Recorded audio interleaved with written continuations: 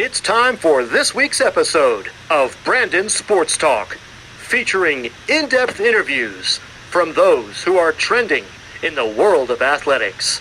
And now, here's the host of Brandon Sports Talk, Brandon Pate.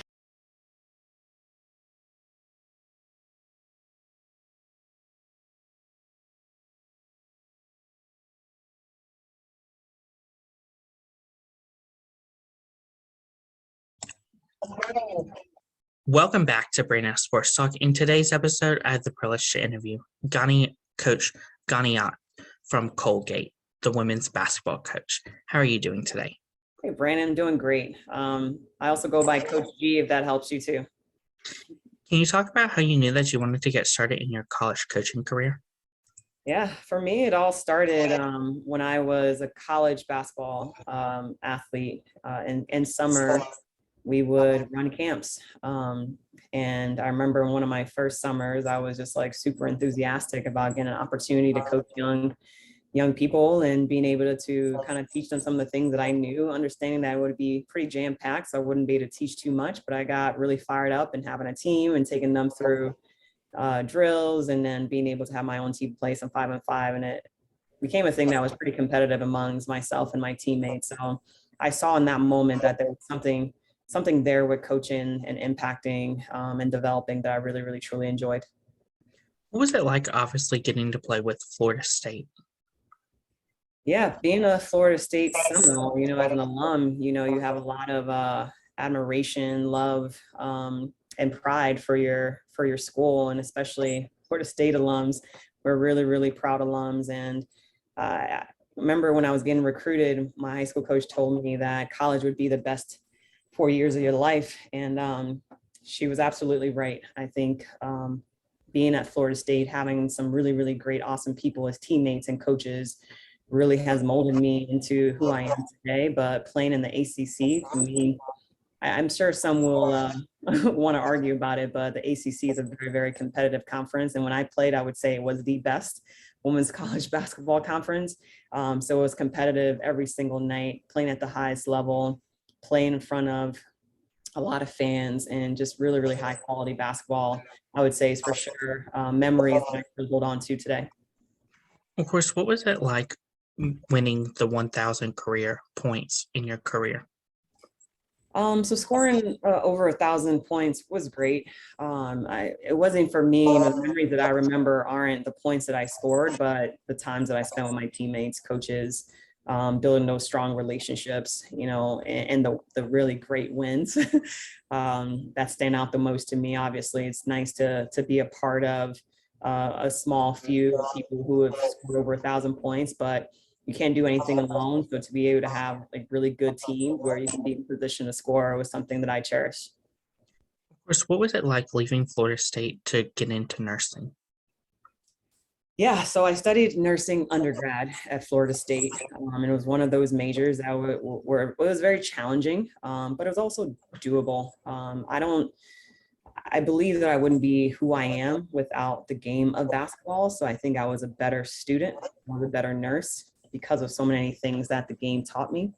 But I was definitely that player that on a plane or a bus had my book open, studying for the next day, studying for the next clinical session, just trying to get myself prepared. One of the things that really stood out to me was just having coaches that supported me. They supported me through the recruiting process, and they never wavered in, allowing me to be able to choose a rigorous major that, in a sense, there were some conflicts that came up through the years, but they allowed it to happen, and was the reason I was able to go through and study nursing while competing at the highest level.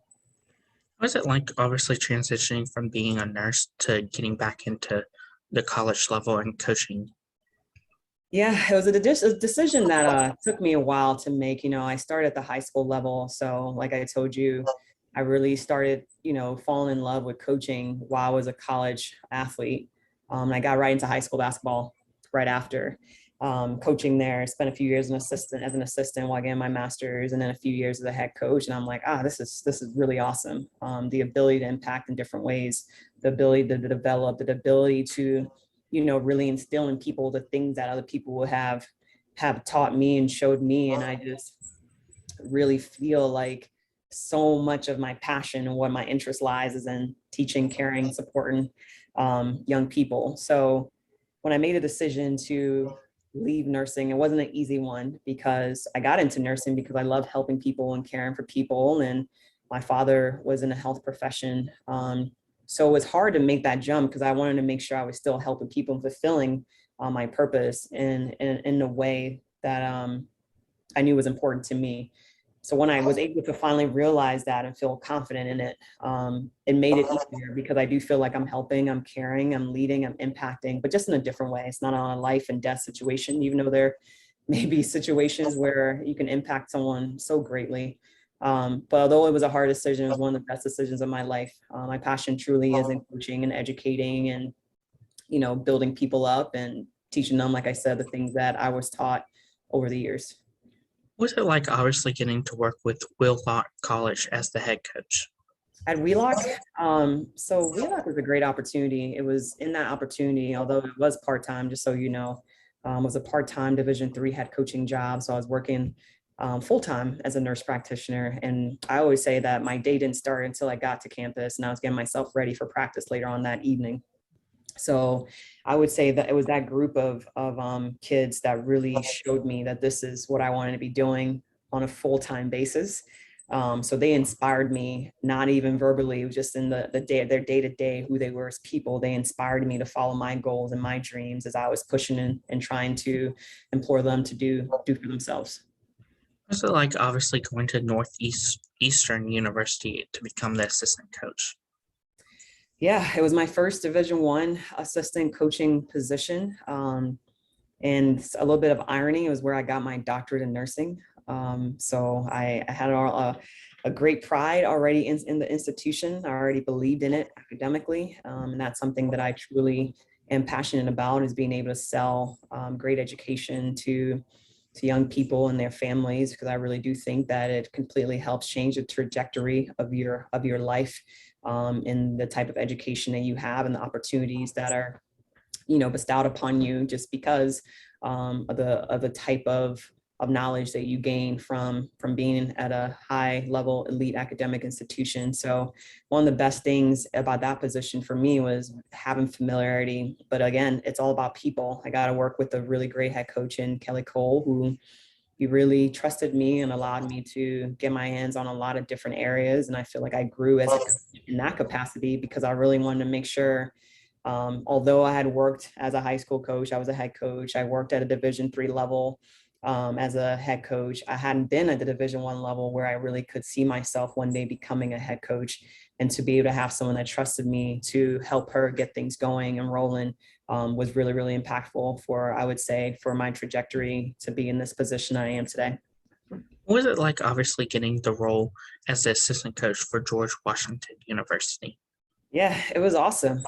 Being able to live and work in the most powerful city in the world, was something that was humbling and something that I was really, really grateful for. And I got to work with another really, really great head coach in Jen Rosati, who just is really awesome when it comes to knowing basketball and X's and O's, being really diligent, someone that works really, really hard in everything that she does. So to be able to learn and grow from someone else, I thought was impactful for my trajectory into being where I am today. So I love living in DC. It's so far my favorite city. Love working at GW. Again, great people. I think I learned and grew and I matured. And Coach Rosati also trusted me in a lot of ways in the program to get me prepared for today. And for me, it was all about being prepared, being able to work with different people, learn from different people. And it wasn't even just the head coaches that I worked with. It was also the assistant coaches and the graduate assistants and the players that really, really helped me grow as a coach. Of course, how did your time as the head coach and your 2 times as the assistant coach help you to where you are now at Colgate? Yeah, I definitely take a lot from all my stops, even my stop as a high school coach. As a high school coach, I do think it was a very transformative time for me, where I really learned how to teach the game and understand it in a way where you can transfer it onto your players. I learned the importance of patience, which is something it's still growth growth process for me in that area, but I really do feel like I took a lot of different things. I remember something that I pulled from high school that I used this year that I just remembered, oh, this was a nice little thing to do. Basketball is basketball. And I think one of the things that we have to remember is that so many of us are recreating, not necessarily stealing. Someone used that recently, recreating things that we've seen. So what better to do when you're in your position? So obviously there are things that are important to me, how I want to be, how I want our culture to be. But I was able to pull a lot of different things from different stops, from different coaches over the years and different mentors. What was it like, obviously, to get a Division I head coaching job at Colgate? It was definitely a dream come true in the space of me wanting to be at a high academic institution, wanting to be at a place where I was going to be supported, where I could develop as a coach, in a place where I could just, again, be in a competitive space. And Colgate offered that to me. I am under, really, really someone I admire in our athletic director, Nikki Moore, and then Juliana Smith, who is my administrator, just people who are just workers, people who care, people who are diligent, and people who understand that why we're doing what we're doing. It's not about us, it's about everybody else. And what better place than Colgate, a place that I'm really, really passionate about, a place that I really believe in. So to be able to get an institution where it meets everything that I value, both as a person and as a professional. So it was a dream come true in that regard. And I'm excited about where we are currently and the build ahead. Can you talk about, of course, the process of building the culture for Colgate women's basketball program? Yeah, it's something that I know doesn't happen overnight. As much as I would like to snap my fingers and be like, okay, let's do this. I don't have the magic potion, even though I'm trying to create one. But, I was saying to our staff the other day, and I even said to some of our players, as a head coach, I have to instill a level of leadership, management, and then just a culture that we want. But true, really sustained culture really comes to life from the bottom up. So we as a staff can try so hard to say, this is who we're about, this is what we value, until you get your players to live it, believe it, and buy into it. There's no way it's going to sustain. There's no way it's going to be able to come into fruition. So that's where we are. In the first year, we laid a foundation, or we started playing the seeds of a foundation. I think, again, we're in a good place, but we're bringing in a few newcomers, and it takes time. It takes time. Like I said, it doesn't happen overnight, but we're optimistic, enthusiastic about the things that we value the most, the things that are our absolutes. And we talk about it pretty consistently. But until we sustain it on a very, very high level, and we're about it every single day, is when you can say, okay, this is Colgate women's basketball. This is who we're about. And it's going to be player led for us. So I'm really, really excited about how our players, understanding who we are as coaches, are going to be able to transfer that over into our newcomers as they get here in the next couple of days. Of course, as a new head coach, what is it like, obviously, recruiting not just the athletes, but also recruiting coaches to join your coaching staff? Yeah, recruiting is the most important part of building a program, or even having a successful program. And I do believe it starts with your coaches, it starts with your staff, your support staff as well. So from your athletic trainers to your strength and conditioning coach to, your assistant coaches, director of basketball, they all have to be bought in. They all have to have very similar, they have to be very similar in their minds. And so being like-minded. Having very similar goals for sure. So I think it starts there, having a really great staff who are bought in, because if you don't have a great staff, then you're on your own island. You need a great staff to be able to recruit. And then it starts with recruiting as well. So that's, I would say, staff first, and then you got to, start recruiting. So for us, you can't build anything without having players. We talk about it all the time. Like, you can draw up a play, and then if you can't execute it or put the ball in a basket or be able to get a stop, and it takes players to be able to do that. We're just here to help boost and add on, and do our part. But you also need the players who are capable of competing at a very high level, which I do believe the Patriot League has a really high competitive league for us to be competitive in. Of course, who are some of the teams as you face each week in your conference?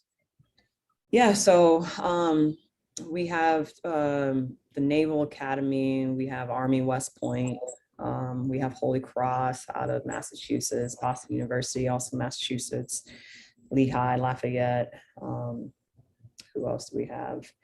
We have 10 teams in the league. Then you have American, who's down south, and then Loyola, Maryland. So pretty heavy up in the Northeast area a bit, and then you go down south with Navy, Loyola, and then American. Of course, what is it like obviously getting to face teams like Harvard, but also getting to face teams like Navy and Army? Yeah, I'll start with Harvard. We want to be able to have a non-conference schedule that prepares us for a conference play, like you mentioned, Army and Navy. And those are two really, when you think about those teams, they're just tough. Why would they not be tough, right? What they do on a day-to-day basis and preparing to serve our country. And their schedule is challenging, but I think it does transfer over to the floor for them, and how hard they work, how competitive that they are. And that's what we want to be about too. Although we're not serving in our country, we also want to make sure every time that we step on the court, we're giving our very best. But playing a team like Harvard, who's known over the years to be really successful, obviously they have a change in their coaching this year, but we expect them to be, competitive and tough. And again, that's the type of teams that we want to play so that we can prepare ourselves for our conference play. What is that feeling going to feel like for you as a new head coach on game day, getting to sit in that first seat? Yeah, this would be going into my second year. So I got a chance to experience that this past year. I think the feeling will be similar. You do so much prep work prior to the game, and then the game gets here and you're like, okay, we're here. Preparation is definitely something that is important to me, and I pride myself in. But also as a coach, you have to be able to make adjustments. So I'm excited that I had a good first year under my belt. I have a better understanding of not just the Patriot League with my team. I have a better understanding of Colgate University and how to recruit here. So I'm just eager and optimistic and excited about what the future is going to bring for us. What does the recruitment process look like for those prospective student athletes looking to play college women's basketball? Yeah, generally, I'll just speak for us, the things we're looking for. We're definitely looking for talented players, but we talk often as a staff that aside from talent, we have to make sure that we're assessing our absolutes. So for us, communication, competitiveness, and then the last one, energy and enthusiasm, which is combined, are really, really important intangibles for us. So we want people who are great teammate, selfless. Those things are important, but you got to be a communicator. You can't just be mute on the court. You got to talk, because I'm going to expect you to talk when you get here. You got to compete. Like, you should be on the court with a mentality where you want to be the best, where you want to win. And then the energy and enthusiasm piece just comes from having passion, joy, and excitement from being better every single day. If you have that mentality every single day, put yourself in a position to be successful. So those things are important when we're assessing that. But of course, we got to see, are you good at basketball? Okay, put the ball in the basket, and then we're watching all the other intangibles with our absolutes being at the top. Of course, what does the official visit look like for those prospective student athletes looking to come to Colgate? Yeah, when we bring prospective student athletes on campus, is really just trying to immerse them as much into what Colgate is about, immerse them into our team. We let them spend a lot of time with our players, because although they're going to be spending time with us, they spend the majority of their time with their peers and their teammates. So giving them that opportunity to ask questions, have the parents ask questions, and just trying to get a feel. I always say you got to watch games. You also got to watch practice. We try to make sure that they get the chance to do that while they're visiting, and then see as much as they can, feel as much as they can, hopefully, can see themselves being a Colgate student. Of course, how is it like as head coach getting to see them get to put on that Colgate jersey? It's great. Just like I have pride and still have pride for my my college and my alma mater. I want it to be that way for our players too. When you put Colgate on your chest and you wear it, you got to wear it proudly. And I tell my players all the time, I am excited and happy to be here, and I want you exactly to feel the same. So when you step on that court, you got to know and feel confident that you belong, and this is where you want to be, and that you want to represent this institution to the best of your abilities. This is a great institution that provides so much for us. I mean, we get a chance to play basketball. I get a chance to coach basketball. Like, this is exciting. This is something that is fun, so I want them to remember that and see it and feel it every single day. Of course, what advice would you give those high school athletes looking to play college basketball? Yeah, I think it's all about soaking in as much as you can. Keep working on your game to be better. watch basketball. I would say that's number one for me. You got to watch basketball. I'm starting to see that less and less. You got to watch women's basketball. Although the men's game is great, I love watching the NBA, but I think it's important for our young women, young kids to watch themselves. Things that you see, I just remember even growing up, like you try to emulate it. There's this understanding and this increase in your IQ that happens and occurs when you're watching the game. So I would say that's number one. And then just try to soak up as much as you can, and then just try to play as much as you can. What advice would you give those college athletes looking to make it into the WNBA or even Athletes Unlimited? Yeah, I think you got to treat college as a professional sport for yourself. So what are professional athletes doing? They take pride in everything that they do. When they step on the court, it's about being better every single day. It's about going hard, giving their very best. It's about competing. So if you want to be a professional, you got to act like a professional when you step on the court. It's about taking care of your bodies. It's about doing everything that's right to position yourself to be able to be successful when you step on a court game day. So it's a lot of the little things, from nutrition to hydration to sleeping to rehab to recovery, that you have to do, because that's what professionals are doing. They take care of themselves. They compete at a very high level. They're students of the game. So you got to do that stuff now. If you want to be a professional today. What advice would you give future college coaches and even head coaches looking to get started? Yeah, I always say it's okay to start at the high school level. It's okay to be a graduate assistant. It's okay to volunteer and not get paid, because it's in those moments that you get your hands on so many things that are going to be impactful and important if and when you become an assistant coach at the Division I level, if and when you become a head coach at Division I, or whichever level, Division II, Division III. No better way to get yourself prepared so that you can be successful than to not walk in the shoes and do the things that others do that can help you in your program. I think to do those things allows you an opportunity to grow. And I think back to the things that I still touch on and refer on is because I had hands-on experiences, understanding that nothing is too big, nothing is too small. Like I literally had to drive a van to and from practices when I was coaching Division III. So I think if you have that mentality, that do all, whatever is asking me mentality, I think that's what helps get you that next, to be present where your feet is. So not thinking about the next job, because people, and I'll be one to tell you, I also have gotten a job because I was doing my job where I was currently. So not thinking about next, but thinking about how can you be valuable? How can you give your very best to whomever you're working for or with, so that when that time comes, people look at you first because they're like, man, okay, they're doing their job successfully. I want to take that person. So don't be afraid to volunteer and not get paid. I've seen people get jobs from doing that. Don't be afraid to start at the high school level. Don't be afraid to be a graduate assistant. Don't be afraid to be a manager. Soak up as much knowledge and information as you can, so that when your name gets called, you're ready and you're prepared. I also say too, is like, if you're in a college setting right now and you want to move on to a different, make sure that you try to get yourself connected in different things. So if you're a guard coach, go watch a post workout. If you want to learn more about alumni relations, ask your head coach to sit in on some meetings. I think those are the ways where you can keep growing your resume, growing yourself as an individual, so that when that time comes, you can say, hey, I've sat in on this, I've done this, I've helped with that. That's great advice. Where can my listeners find you at on social media, along with the Colgate Women's Basketball Program at? Yeah, you can find us Colgate Women's Basketball, Twitter and Instagram. For me is Nurse NURSE GMO, so it's GMO, short for G Money. On Twitter, actually, that's usually a page I'm on, so you can find me there, Nurse GMO. Thank you again, Coach, for your interview, and best of luck in your future as you begin your career at Colgate. Thank you so much, Brandon. It was a pleasure. You can find Brandon Sports Talk on Facebook at Brandon Sports Talk, Instagram at Brandon Sports Talk, Twitter at Talk_Brandon, and you can find me on YouTube at Brandon Sports Talk. Don't forget to like, comment, and subscribe. Thank you again, Coach, for your interview, and best of luck in your future. Thank you. You've been watching Brandon Sports Talk. Please feel free